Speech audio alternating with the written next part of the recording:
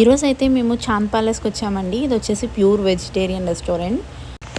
అసలు మ్యాటర్ ఏంటంటే 3 days back మా ఆయన టీల్ మంచ్కి వెళ్ళాడనమాట.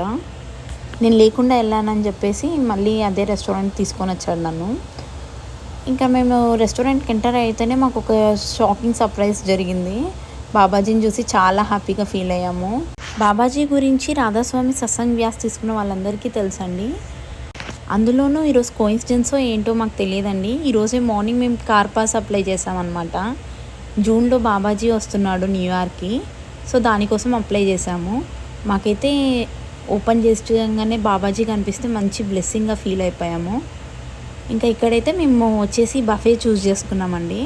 ఈ బఫేలో మేము ఏమేమి తిన్నామంటే soup, dhania paneer, spring rolls, ఇంకా methi tikki and masala idli and noodles and veg Manchuria అండి. ఇంకా ఇది వచ్చేసి పూరి చోలే భటూరే కర్రీ ఉండింది.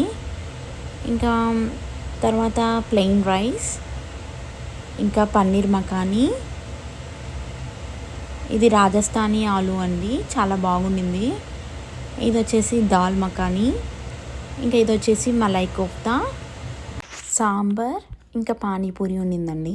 ఇంకా లైవ్లో దోశ కూడా సర్వ్ చేశారు. చీజ్ దోశ ఆర్డర్ చేసాం మేము. ఇంకా తర్వాత ఈ రెస్టారెంట్ గురించి చెప్పాలంటే డెజర్ట్సే అండి.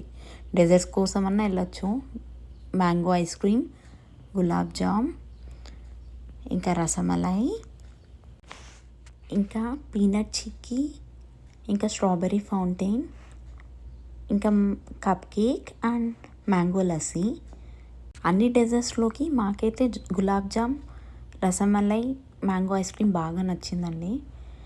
మొత్తానికైతే మా టమ్మీని ఫిల్ చేసేసుకొని రిటర్న్ అయితే స్టార్ట్ అయ్యాము.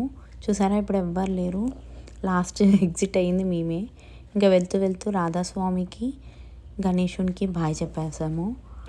బాయ్ చెప్పేసి ఇంటికి స్టార్ట్ అయ్యాము. Thanks for watching.